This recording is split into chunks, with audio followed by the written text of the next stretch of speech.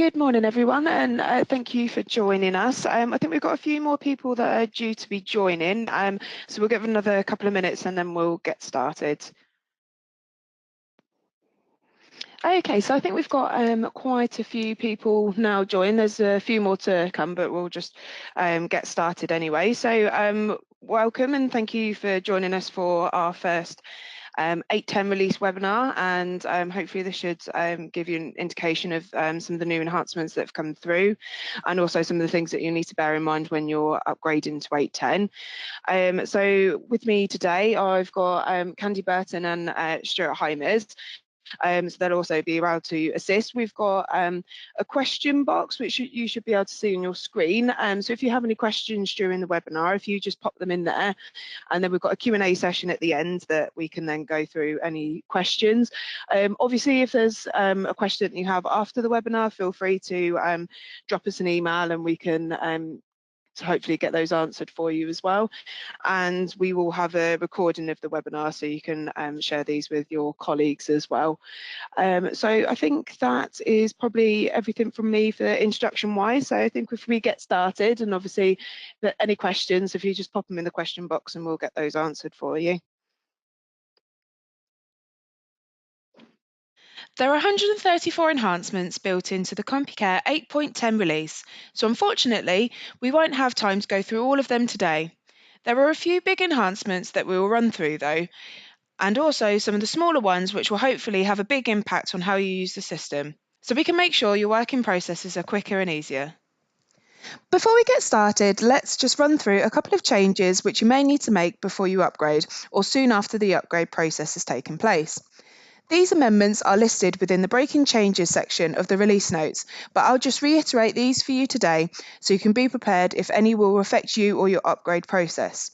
Firstly, within the Surgical Bookings app, we have renamed the Tourniquet and Tourniquet 2 fields to be Tourniquet Left and Tourniquet Right, which conforms with more of the standard naming conventions commonly used. There's a couple of areas that this may cause problems with. Firstly, if you have any interfaces which use these fields, these would need to be updated to match the new names. This is something our projects team are able to change for you. Secondly, if you use surgical booking lists, which include either the Tourniquet Started or Ended fields, or the Tourniquet 2 Started or Ended fields, these will also need updating. Again, we can help you with this, but this is something we also just wanted to make you aware of. Moving on to our next breaking change, we have made some enhancements to the functionality of our report designer. If you'd like to have more information on how this now works, you can take a look at the article on our knowledge base named 8.10 Onwards Advanced Report Designer Guide. Our final breaking change is an update to the Dotnet Core Windows Server Hosting Bundle, which will need to be upgraded to the version 2.0.6. This sounds complicated, so hopefully you haven't all switched off at the mere mention of .NET. But the first thing to point out is you will only need to update this if you use or are planning to use any of our online apps which link to Compucare. This would include our Clinicians app and our Patients app. This upgrade will need to be installed on the server which runs the identity server that the apps use to connect with. But we can give you a hand with how to do this as and when it's needed. Let's move along to why you're all here, our enhancements. As mentioned earlier, we won't have time to run through all of the enhancements which have been included in this build, so be sure to take a look at our release notes which can be found on our knowledge base within the Compucare Updates section. We've also added a link to this document within the description of the webinar. For our clients who use Compucare as a multi-company system, we've now made it possible to specify a maximum amount of logged-in users per company. This can be defined within the company's code table against each entry and can now be seen on screen.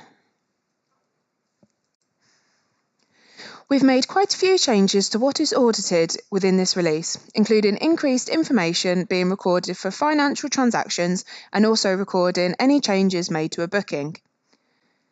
Tying in these changes, we have implemented the ability to add a record retention period. This allows for you to state how long you want to retain these audit records for. There's also now the ability to set all audits to be recorded within a different database, which will help improve database performance. Let's move on to the Inpatient Bed Board.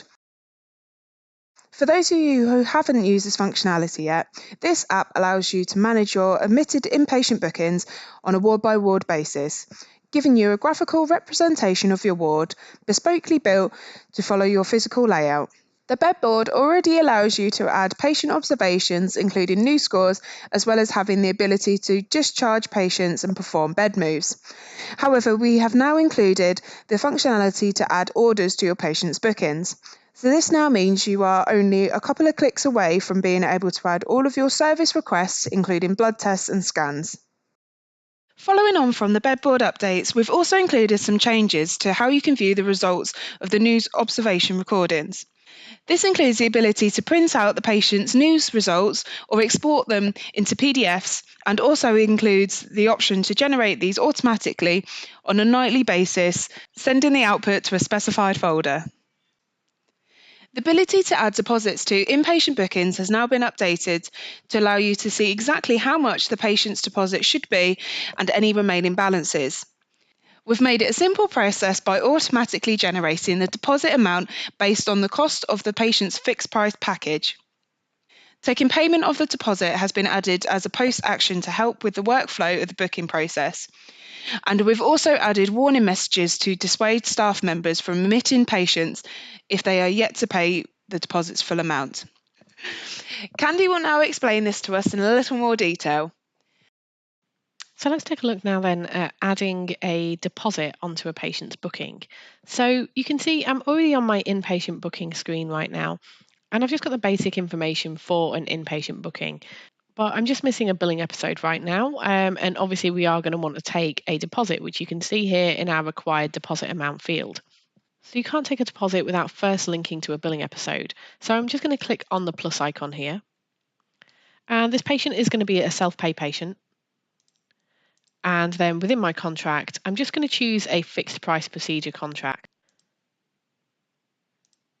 Okay, so once I've chosen my fixed price package contract there, I obviously need to pick the charge, but this is actually the charge that I already want. So I'm going to leave that as is. And you can see within my fixed price package price here, it's showing as £8,595. So I'm just going to save out of our billing episode screen now then. And you can see that as soon as I've done that, my required deposit amount field has now been made available for me, and the price of my fixed price package has been automatically filled into my deposit field. So it's doing a lot of the work for me already. Now, obviously, it's not necessarily going to be that same price. So I can overwrite this if I need to. So I can just go straight into that field, overwrite it to be whatever I need my deposit to be. And then once I'm happy with it, I can just go and save the booking. Okay, so once I've saved my booking now then, you can see within my post actions, I now have a post action for take deposit. So if I click on to take deposit, it's going to take me straight through to my add patient deposit screen, which will look very familiar to anybody who's taken a payment before in Compucare. So it's automatically filled me in a lot of the information. So it's filled me in my site, my purchaser. I'm just going to need to fill in my payment method and a couple of other bits for references if I need to. So I'm going to keep it very simple right now, and I'm just going to pick the payment method of cash. And within here then is not necessarily that your patient is going to be able to pay that full amount at the moment. So maybe at the point of booking, you ask them for maybe half of the money.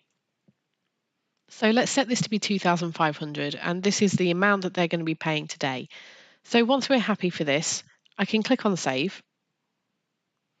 I can then post my payment or print out a receipt. So I'm just going to go straight to post my payment and click on finish. So if I click on finish again now, okay, so back on our main inpatient booking screen now then, you can see on the right-hand side, we've got our deposit required of £5,000, but then you can also see that 2,500 of that is showing as being paid. So the patient still has £2,500 that they should be paying before they're admitted to the hospital. So I'm just going to show you a couple more ways then to add a patient deposit payment. So I can right-click on my booking, and within my right-click, I have the option to go straight to add deposit from here. Alternatively, I can also go straight up to the add menu, and I can go to deposit from here. So before we take this deposit though, I'm going to show you what it will look like for your users if they try to admit a patient before they've had their deposit fully paid. So I'm going to go to my admit button along the top here. And once I'm in the admit screen, and you can see along the very top here, I'm getting a warning saying there is a remaining deposit of 2,500 left to pay here. So it's not going to stop me from admitting the patient, but it will give me a warning for it. And you can see it highlighted along the top here. So users can continue at this point if they make the choice to do that, but we're just letting them know that there's still an outstanding amount of money here. So from within this screen, there's no need to go out of this screen and go back to my inpatient booking to be able to take that deposit. I can literally click straight onto this Take Deposit button up here. And once I'm selected on Take Deposit, it's just taken me straight through to this Add Patient Deposit screen again. So again, I'm going to keep it really simple and I'm just going to put in the basic information, but the patient is going to pay that full amount this time. So I'm just going to go straight to Save along the bottom now. And again, I'm going to post my payment and click Finish. And then I can admit my patient like normal. Okay, so now my patient is admitted to the hospital. And you can now see as well that in my viewing pane, my deposit required is now showing as fully paid. So it's showing as a deposit required of £5,000, but the actual deposit paid is also showing as £5,000 there. Okay, so we've just skipped ahead a bit now. And now we're at the stage where my same patient has actually been discharged from the hospital. So it's still the same patient. I've still got my deposit required here and my deposit paid. So I know that's how much has been paid to them. But I'm just going to quickly just bill my patient. And I can print my invoice if I'd like, and I should see on this invoice that it's showing as that £8,595, which you can see the total of this invoice here. So now I'm just going to go back to my post action screen. I'm going to post this invoice and I'm going to click on Finish. So now my invoice has been fully posted to my patient. So I'm actually just going to show you the transaction screen very quickly now though. So in my patient transaction screen now then, you can see the 2,500 payments. So both of those payments which we made earlier on, I can see those showing in the screen. And I can also see the invoice which I've just generated now. So that invoice for £8,595, you'll notice I did no allocation on this prior. I just came straight into my transaction screen. And these two transactions which I already had, so my two deposit transactions, have now been automatically allocated straight through to this invoice that I've generated. So there's no extra steps that are needed there. As soon as I've posted my invoice, it's going to automatically allocate any deposits which I had towards that invoice now. So that should make everyone's lives much easier. Once they're making those patient deposits, that they don't have to think about how to allocate these in the future. It will all automatically be done for them. So I'm just going to pass you back to Imogen now, and she's just going to go through one of our other changes. Moving along now to one of the larger enhancements we've made to 8.10 and the redesign of certain elements on the Scheduler app. If you're already familiar with this app, you'll notice the filter pane has changed and you no longer have the option to tick on or off your resources, as can be now seen on screen. This was changed firstly to increase the performance of this app, but also to give it a simplified view, as this could easily get very cluttered if lots of resources have been selected and deselected without being deleted. The other noticeable change is that you can now see your patient bookings against your room resource, not just the clinician. This should help when reordering your surgical or outpatient bookings and also aid your ability to see exactly what availability you have. Your settings menu has been updated under the cog on the top right of the scheduler screen. This now gives you the option to configure how many resources you'd like to show within your screen, and also allows you to specify what date range you'd first like to see when opening the app. For instance, opening the app and instantly viewing next week's appointments only, or maybe just showing everything that is scheduled tomorrow for your given resources. Finally, for the scheduler, we have allowed flexibility for the abbreviations used on your availabilities. This can now be set up against each site and can be seen on screen. Next 3 has also been updated to simplify the slot search options, changing this so your process has been minimised to just 2 screens. This means that any date range amendments can now be easily done viewing your appointment availabilities. Moving on to patient orders. We have updated the information that can be added to a service request.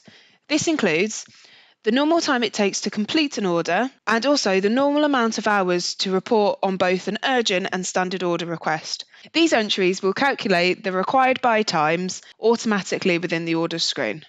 Improvements have also been made to the order history functionality which already existed within Compucare 8.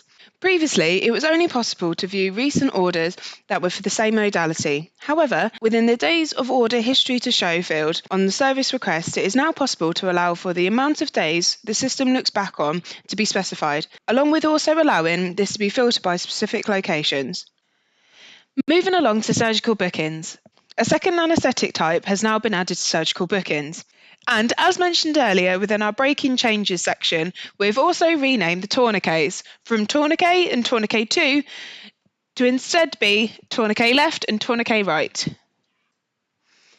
We have also now incorporated the ability to default in the surgical booking length depending on the procedure or procedures which have been specified searching via Next3.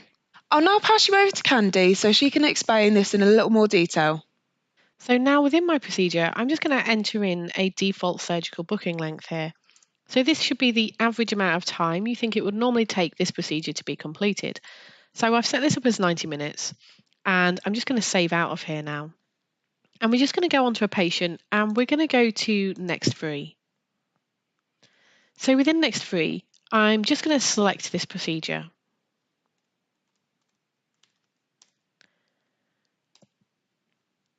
And once I've selected my procedure here then, I am just going to also just select a surgeon and I'm just going to go to next.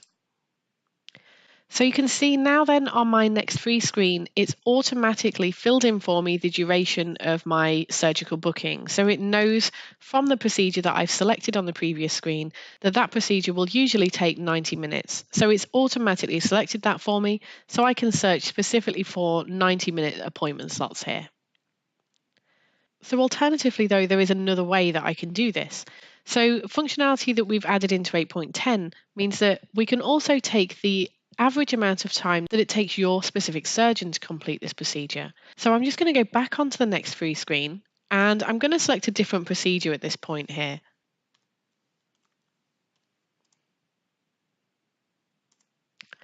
And the procedure that I've selected here then, I'm also going to select a surgeon to go with this. Now I know that this surgeon who I've selected right now has performed this procedure before. And I'm just going to click on next. And you can see that within here now then, my duration field, whilst it's greyed out, is showing as 55 minutes. And I have a toggle along the top here which says use surgeon default duration. So what Compucare will do is it will calculate for you every single night the average duration of your procedures that are taking place, and it will do that specifically for each surgeon that is going to be performing these procedures. So it will then use that to create an average so it can automatically fill in your duration. So if your surgeons are maybe getting faster or even slower over time, Compucare can pick this up and it can automatically calculate your durations for you.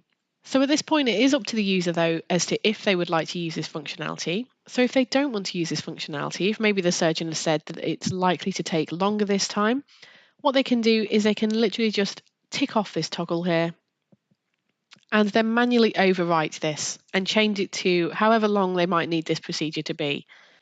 So in order to use your surgeon's default durations, you're going to need to do a small amount of setup first. So these settings are all held within our scheduling settings. And it's actually just these three fields on the right-hand side here that you will need to set up first. So you can see within here, the first couple of fields which are very important are the start field and the end field. So what these fields do is it allows you to define exactly which time field you would like to use for your calculations for your average duration. So for me, I'm selecting the surgery started time, and in my end field, I'm choosing for it to be the surgery ended time. But you can obviously set it to be whatever you need it to be, for instance, when they entered recovery or maybe the anaesthetic ended time. So those two fields are essential to be able to set this up. The third field on here then is the months back to calculate. So for this field, it allows you to set exactly how far you would like Compucare to calculate back the average durations for. So I could set it up to be, for instance, look in the last 6 months, or I could go a little bit further if I'd like and ask it to look in the last year, how long my surgeons would averagely take to complete their procedures. So there's not too much setup needed to allow for your surgeon's default durations to come through, but these are essential before you can start using that feature. So this is hopefully a really useful feature to just save some time so users don't need to be looking up or requesting how long a surgery is likely to take when they're making their surgical bookings to relate to them. So this should hopefully improve your time management within the theatres there, so you're not ending up with any wasted time. So I'm just going to pass you back to Imogen now, and she's going to go through a few more changes that we've made to surgical bookings. Another key change we're going to take a look at is the ability to link surgical booking to an outpatient appointment, whereas previously it was only possible to link these to an inpatient or day case booking. This can now be done by simply clicking on the Make Outpatient option when selected and linked appointment. This can now be seen on screen. Let's now take a look at a couple of improvements we made to the theatre tracking app. Firstly, we've made it easier to see exactly which stock items you have been scanning into your theatre tracking app during the surgical procedures. We now show you the last 6 stock items that you've added via barcode scanning. To be clear, this list will only show you your scan charges and not those you've added manually by clicking on the plus icon. For more information on this, please see our knowledge base. We've also added a quick way for you to swap your circulators and scrub practitioners between surgeries. This means there's no need to go in and manually swap which practitioner is working on which role, and this can instead be done with a single click. A new tab named Completion has been added when completing a surgical booking. All information relating to the completion of the surgical booking now exists within here. This includes the post-op notes field and also the planned and actual procedures, which can be added via the plus button or utilising the post-op notes smart box to simply enter the procedure code to automatically add it to an actual procedure. Moving along to contracts. For those of you who are using Compucare as a multi-site and multi-company system, we've added some new functionality to a few of our contract rules named contract variables. This means you can now have a single contract rule bring through different values depending on which site or company the patient's booking links to.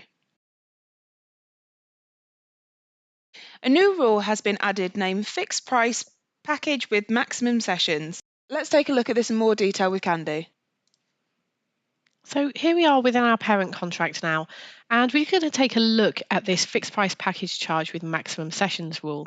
So let's just edit this rule and take a quick look at it. So you can see that the setup of this rule is very similar to the other fixed price package charge rules. So within here, we've got the name of our rule, we've got where it's applicable to, and the items that it's available to use within that rule as well. And then down at the bottom section here, we've got our fixed price package charges. So let's just take a look at this. We can see that this one is currently set up as a physiotherapy OP times 10. Now, I'm just going to add a fresh one onto here so we can take a look at this in a little bit more detail. So first of all, we're going to need to set a fixed price package up. And the one I'm going to use right now is cardiology appointment times 5. So what this will do is it will add a fixed price package charge for 5 appointments. So 5 appointments can be charged within this single fixed price package. I'm then going to go down to the bottom section and I'm going to add in our maximum sessions field the amount of appointments that we can have. So we're going to set this to 5. And then we're going to define a treatment function within here. So I'm going to set this up to be cardiology because we know that this is for 5 cardiology appointments. So once we've done this, we're going to click on save. And now we can see back on our fixed price package charge rule, we can now see a new fixed price package available to use on this contract rule. And so we've got the physiotherapy OP and we've also got the cardiology appointment times 5. The physiotherapy one we can see here is for 10 appointments. And you can see that if I edit the rule, and you can see it's set up here to be for 10 sessions. So let's take a look now at our outpatient booking. So this is our outpatient booking screen. You can see my patient has already had a couple of appointments actually, but we're just going to make them a new follow-up here. So we're going to go to new and then follow-up. And there's a couple of things that we are going to need to make sure that we're doing within this screen. So the first thing is using a treatment function. So I'm going to use that physiotherapy package that we had within our contract rule. So I'm going to set my treatment function to be physiotherapy. And then once I've done this, there's a couple of other bits that I need to make sure I'm doing. So I'm going to need to make sure that I'm entering a billing episode. And that billing episode here doesn't want to link to new. it wants to link to an existing bill episode that I've already got. So you can see here my other bookings were on that self-pay FPP max sessions rule as well. So once I've done this, you can see along the top section, as soon as I've added my billing episode, it's telling me, okay, you are on the 3rd of 10 physiotherapy appointments. So we know from our contract rule earlier that as part of this contract, the patient was allowed to have 10 sessions as part of their package. So it easily shows you on the top of the screen now exactly how many of those appointments we've had. So I'm going to pass you back to Imogen now, and she's just going to go through a few more changes in relation to our contract rules. An amendment to the multi-part scan rule has been made, which means that the provider elements for any charges are now calculated based on the provider amount specified on each scan rather than specified on the fixed price procedure. To explain this further, let's take a look at a scenario. There are 3 providers which are associated with this order. Each provider worked on 3 different scans. These providers have the following disbursements specified on the scans. Scan 1 for provider A would, if a standalone scan, be charged at 100% of the total charge issued to the customer. Scan 2 for provider B would be 50%, and scan 3 for provider C would be 50%. If the multi-part fixed price package totals to £200 and 100% is due to be going to the providers, this would give the following split. Scan 1 for provider A at 100% would be £100. Scan 2 for provider B at 50% would be equal £50, and scan 3 for provider C would also be £50. For further information on the setup of this rule and how it can be utilised, please see our knowledge base. Let's move along to some of our other financial changes. Firstly, we've made an amendment to how you can specify your admin fees. This was previously only available as a percentage. We have, however, now made it possible to enter this as a specific monetary value. The code table entries, which can be seen on screen, can now be made site-specific. This means that if a site specified against them, this entry will only be available if the patient is associated with that given site. The sign-off for forms has now been updated to allow for re-authentication upon sign-off. For example, during theatre tracking, multiple users may be using a single login to record theatre teams, timings, charges, etc. Due to this, you can set each form being worked on to require the user to enter their PIN or password upon sign-off. This means that a sign-off can then be user-specific rather than from a generic account, resulting in a full audit being kept. Following on from theatre tracking forms, we've also updated the WHO checklist, which can be recorded within the theatre tracking app to match the up-to-date NHS specifications. Take a look at your screen to see exactly how these questions are now worded. Continuing on to letters. When a letter has been printed for a specific patient, this can now be selected from the patient timeline. This gives users a quick and easy way to either view or reprint these as needed. As we understand that not all letters would need to be shown on the timeline, we've added a section within the letter designer to allow you to specify if you'd like these letters to be shown on the timeline. To ensure that your letters default to be viewable from the patient timeline, you must make certain that the toggle within the letter information menu is set to yes. Whilst you'll be able to add your letters to the patient timeline without having set this, it will not be done by default and must be selected when printing, emailing or exporting each letter. To view letters which have been printed, first open the patient timeline app. By clicking on the letters icon, you will then be given the option to print the letter, as can be seen on screen. Let's now take a look at pharmacy. The process for dispensing pharmacy walk-in prescriptions has now been updated to make the process much simpler and easier to use. Previously, walk-in patients would require a booking in order to dispense their items, which was frustratingly time-consuming for our customers, which commonly do this. However, we've now added new functionality to make this a simple process with only essential information being needed and everything else being automatically generated. Let's take a look at this in more detail with Candy. So let's take a look then at adding a prescribed item walk-in patient. So I'm just going to search for walk, and that's going to find me my add prescribed items for walk-in patients. So you'll notice that it instantly takes me straight through to my prescription screen here. So the first thing that I'm going to do then is I'm going to need to create a brand new patient within the system. So let's just create a new patient. And I'm just going to add the most basic information onto here for us. Okay, great. So now that I've added in some information here, I'm just going to click on Save. And we've got a brand new patient in the system, but you'll notice at this point, I haven't been asked to make a new episode of care. I haven't been asked to make any outpatient bookings to link this through or anything like that. So the system is now automatically going to create them for me, dependent on what settings I've set up for it to read them from. So I can instantly go straight ahead and I can add a item onto my patient here. I can still do everything else exactly the same. So I can set my quantities, I can set the date that it's to be dispensed.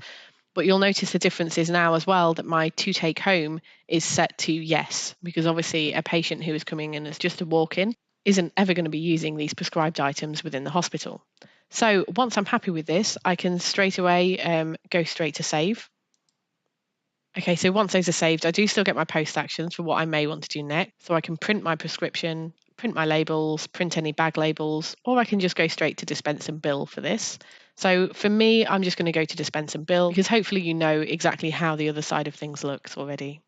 So as soon as I dispense and bill then, it just gives me my patient's invoice, which is going to be made.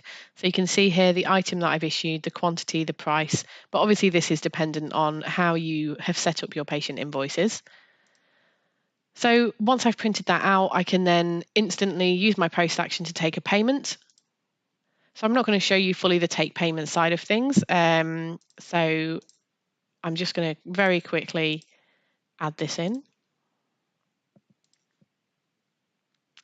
And I'm going to post my payment straight away. And once I've done this, then that's completed. So there's nothing else further to do. But let's take a quick look at my patient. So I'm just going to go into the patient area and I'm going to open up this patient right now. And you'll notice that they do have an episode of care within here. So I can see right now that there's an episode of care that's been made for today. I've got a specialty against it for me of general medicine, but that's completely up to you how you define this. If we take a look now as well at my outpatient bookings,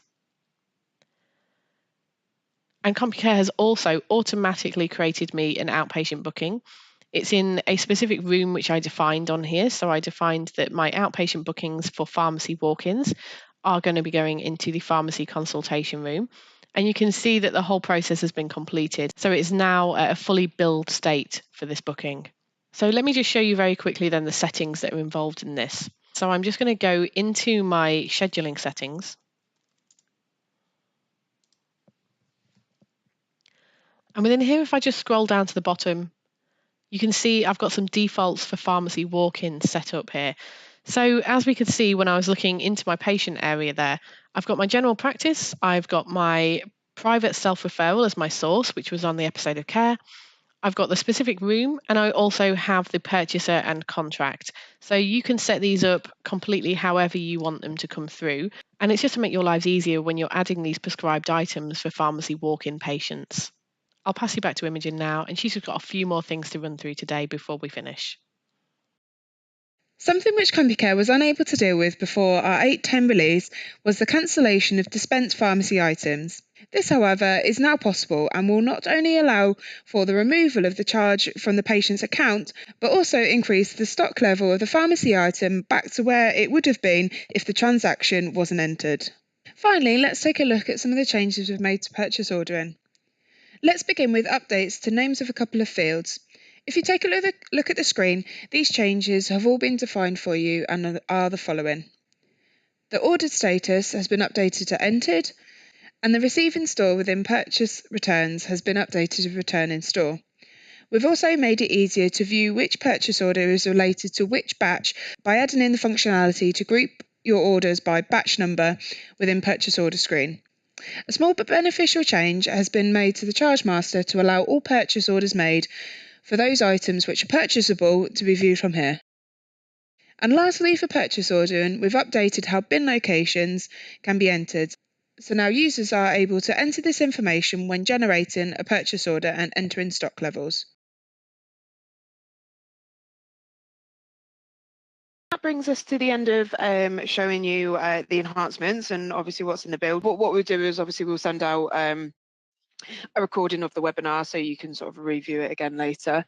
So this is obviously a Q&A session. So if there's any questions that you have, we'll give you a couple of minutes if you want to put them in the question box, and then hopefully we should be able to answering for you. There we go. We'll give you one more minute and see if there's any more, if anyone has any questions. If not, I think we'll probably leave the webinar as it is. If there's anything that you can think of after, feel free to get back in touch with us. We'll be happy to help.